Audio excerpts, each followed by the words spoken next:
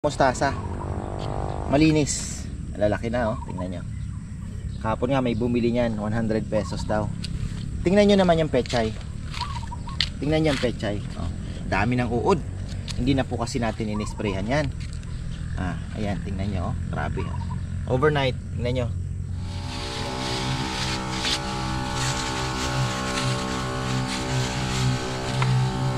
Go, patay, bitin. Iyari. Yan ang radish natin, no? Mga farmer. Yan, no? Kung siguro proper spacing to, makaka-harvest tayo.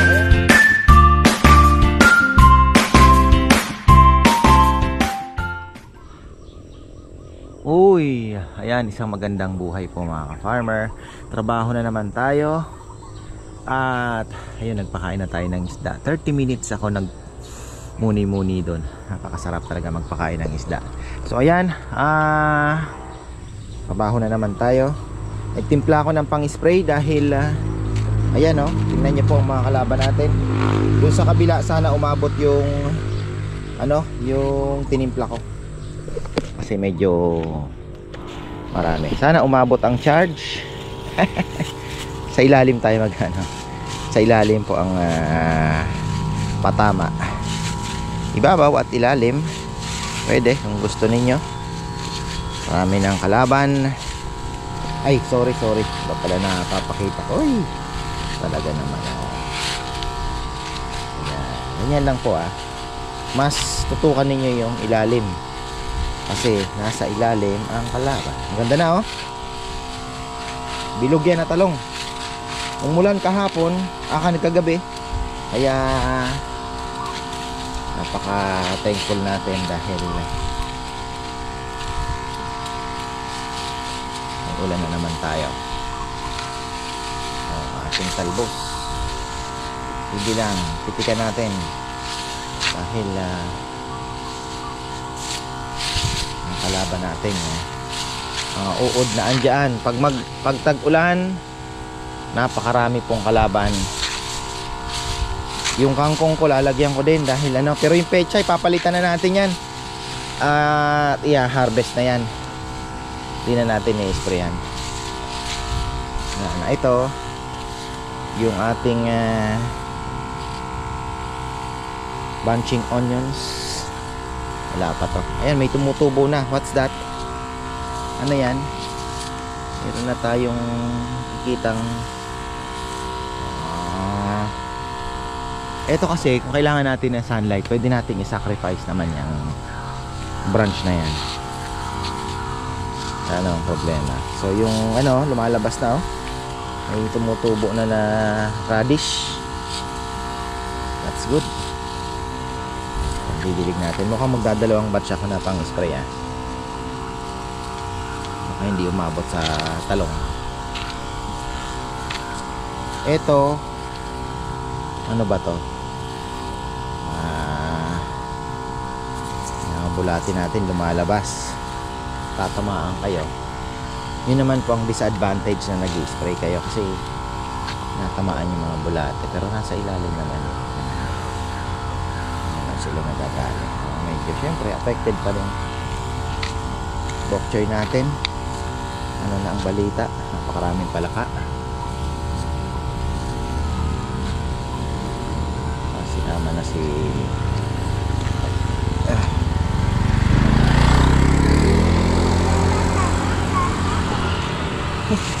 sarap buhay mo. Ito, pitikan natin. Dami ko na nakikitang kalaban. Pitikan natin ang ayan, uod, kita nyo yan. Hindi niya nakakita siguro, pero namin ang kumakain, kaya kailangan, we need it. Mustasa po mga ka-farmer, hindi nyo kailangan gaano. Actually, hindi nyo kailangan. Tingnan nyo po, actually, base ko na pinakikita. Tingnan nyo yung kaibahan. Same din naman ang pag-a-apply ko ng kontra insekto. Tingnan nyo, malinis pa rin yung mustasa. Malinis, lalaki na, oh. Tingnan nyo. Kahapon nga may bumili niyan, 100 pesos daw. Tingnan nyo naman yung pechay. Tingnan nyo yung pechay, oh. Dami ng uod. Hindi na po kasi natin inisprayhan yan. Ayan, tingnan nyo, oh. Grabe, oh. Overnight, tingnan nyo. Ayan, Ganyan po katindi. Kaya nga sabi ko kailangan ng harvestin to. Hindi ko na i-sprayhan to. Kasi kakainin na. Pero lintik ang kalaban mga ka-farmer. Ayan. Oh. Oh. Oh. Diba? So ganyan po kahirap magtanim ng pechay. Lalong-lalo na kung ayaw nyo pong mag-spray. Kasi talagang ang uod ang bilis. Favorite nila yan. Kasi ang mustasa medyo may pait. Kaya ayaw nila. Alam niyo naman may panlasa uod eh. Ito sa talaga naniniwala ko ang uod may panlasa. May panlasa po ang uod. So itong ating kangkong kinakain din yan. Ayan o. Ito wala pa pong tanim. Ito na andito. Wala pa yan. Ito lagyan na natin to habang maaga pa. Kontra uod. Ito lang naman ang i-sprayhan natin. Tatawid na tayo sa kabila. Pero kukulangin po yung pwede ba? Kaya ba? Kaya naman.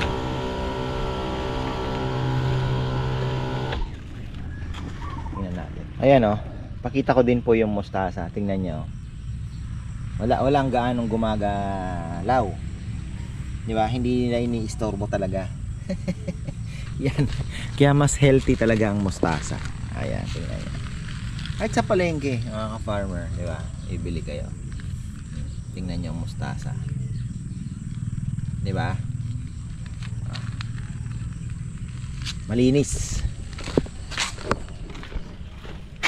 Tapos, ako'y natutuwa dahil yung mga papaya natin ay gumaganda. Kaya lang po, ito ay idadapa namin to. Bahala na. Gagawin namin. Baka next week papahigain namin. Susubukan po namin i-adapt yung ano ba?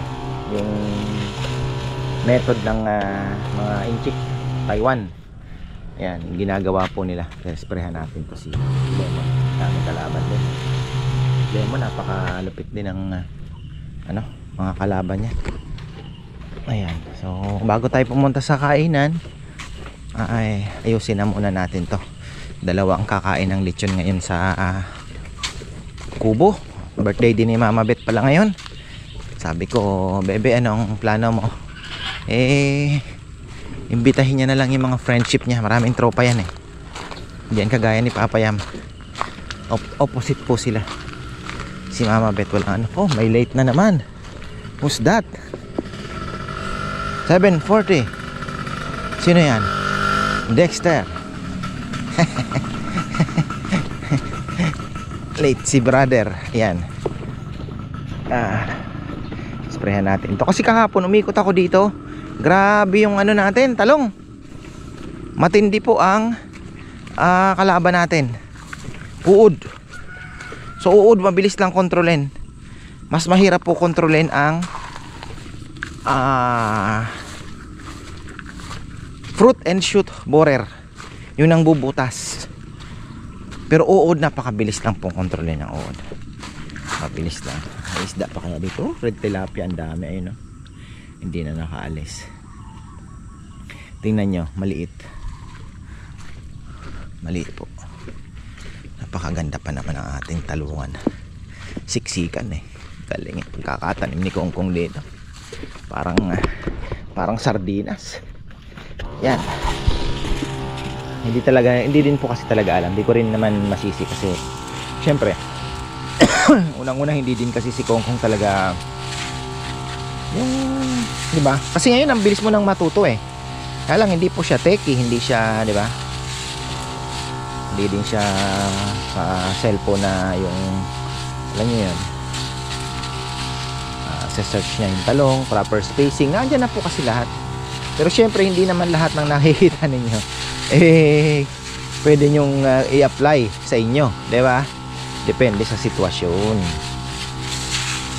Depende po sa, di ba? Mamaya sabihin niyo, tanim ka ng ganyan. Ang bilis lang sabihin kasi napanood nyo lang. Pero yung klima pala doon hindi naman po pwede. Bigyan ko po kayo ng example. Matagal na po akong Marami nagme-message, ba't bili ka ng bili ng dahon ng sibuyas? Bakit hindi ka magtanim? Unang-una, nung time na po na yon, wala pa po akong space. Pansin ninyo. Tsaka kung umuubos tayo ng sabihin mo ng 12 kilos to 15, o sabihin mo ng 20 kilos a week, 3 months, 'di ba? Sabihin mo ng 3 months po yung onion leeks bago ma-harvest. Gaano karami ang pagtataniman ninyo? Kaya nga ngayon inaaral ko, kung sabi ko kung magki-click naman dahil may na-acquire na tayong lote. Ayan, andyan po sa, 'di ba, itong ano. Pwede na tayo magtanim kung tatamaan natin yung, kung okay po yung ano niya, okay sa temperature. Mamaya hindi po kayanin. Grabe, maraming kalaban, maraming damo kasi. Actually nasa damo din yan eh. Hindi na natin naasikaso, na busy ang ating video man din.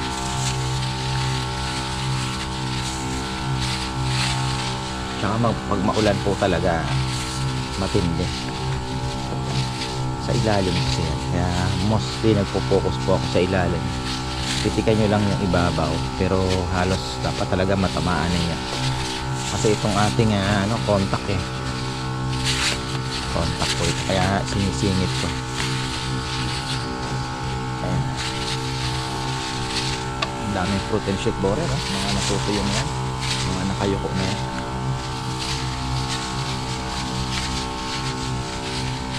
After 3 days maganda mapaalo-apan pa to. Hindi tinamaan, dali natin. Kapal kasi, kapal dapat at least 1 meter po ang ano nito ang spacing, kasi magsisikuhan yan sisikuhan sila.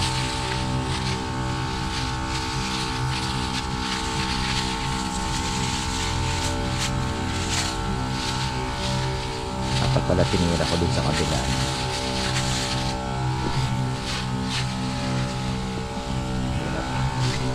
Ayan.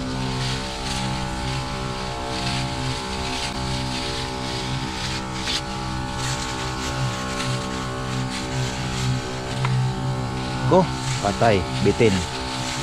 Iyari tayo. Bukas tayo tutuloy. Mga farmer, bukas sabi ko na dadagdagan ko I got lazy atay, lumaan na. I got lazy, wala, hindi maabot, sabi ko na.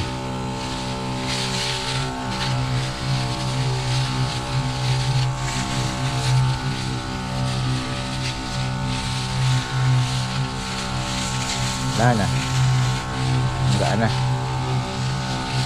dito na lang tayo, wala na din.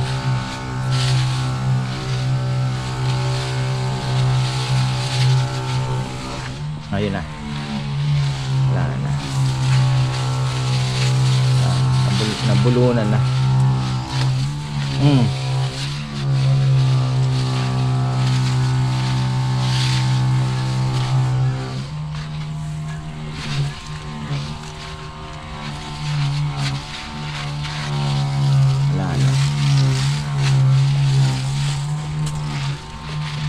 Abot pa ba?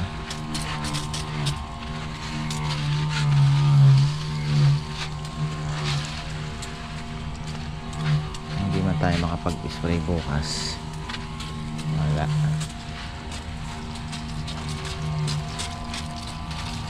Wala, hindi ka kaya. Ayan. Tapos ayan yung bok choy po, hindi pa tayo nagsasucess ha. Ang bok choy matindi din yan sa uod. Ano din po yan, favorite din yan. Pero ayan, meron na po tayo mga ilan-ilang piraso. Ayusin natin. Ito, tingnan nyo. Ayan, mga ilang piraso. Lilinisin natin yan bukas. Titira natin yung mga natira. At yung mga tumubo, hindi ko po alam kung Parang mustasa lang eh. Pero ganyan po siguro, ganyan talaga siya. O tingnan natin. Basta importante ito, yung ating parating na kangkong ay na-sprayan na natin. Matindi ang kalaban. Grabe, uod ano. Malingat ka lang. Hindi yung epekto yung in-spray ni Kongkong. Hindi yung epekto. Ayan. Ito bagay kasi light lang ang linagay niya dyan eh. So, ayan, tingnan natin kung namatay po yung uod na nakita ko dito kanina. Nahulog na. So ibig sabihin kumakain kasi dito kanina eh. Laglag na. So that's good. Patay na siya. Nalaglag na. Kasi syempre dahon ang pinoprotektahan natin dyan. Napaka importante din ang yung na-sprayhan po ninyo yung lupa. Kagaya ng ginawa ko. Kasi napaka laking tulong. Ito hindi ko na ini-sprayhan. Bagay ang kailangan naman natin dito is ayan yung mga uod siya. Ayan.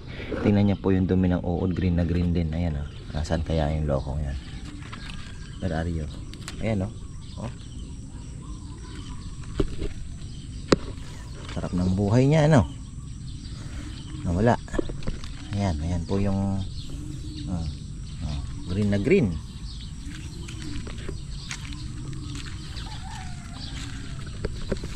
Radish natin lumalaki na. Uy, laki laki ng radish natin mga farmer. Ayan kung siguro proper spacing to, makaka-harvest tayo. Kaya ayun nga, yun po yung mas malalaki yung Korean radish matataba yun So tingnan natin dito kung uubra. Kaya lang kulang po sa sunlight. Medyo mahihirapan siya sa sunlight. Pero kung success po yun, ay pwede naman natin pwede tayong gumawa ng special plot para sa kanya. For the sake of happiness.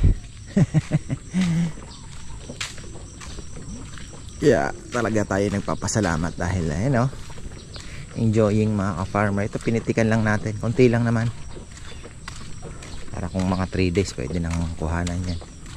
So ayun, sili, thankful dahil may nakukuha po tayo. Napakamahal na siling malaking tulong. Ayan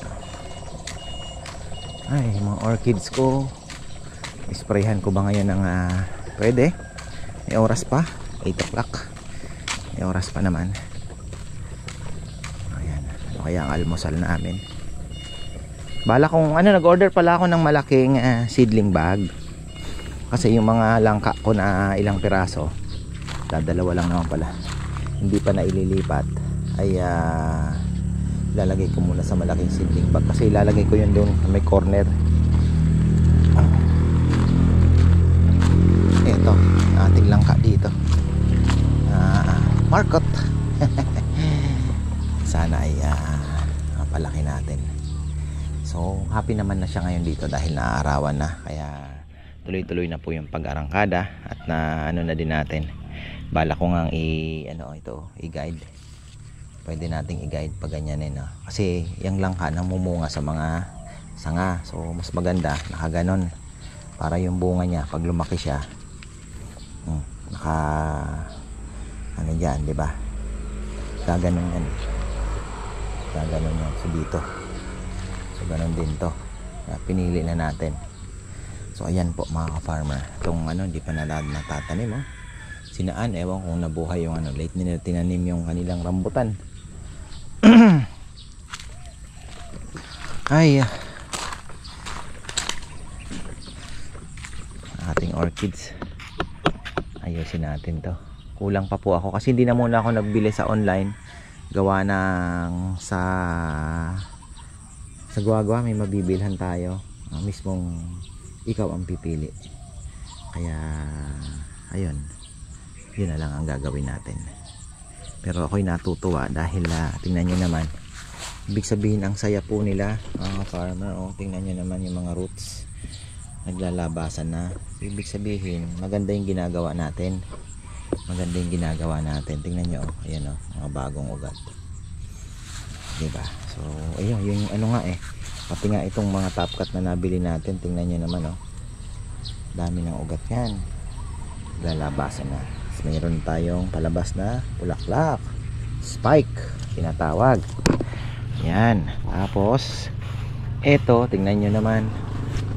O, diba? Pag nakikita nyo na ganyan, masaya ka na kasi nag-uumpisa na po silang ano. Ayan o, tingnan nyo naman o. Oy, halos may ugat na po yung mga yan. Kaya masaya talaga ako. Oh, ito yung mga maliliit na dendro.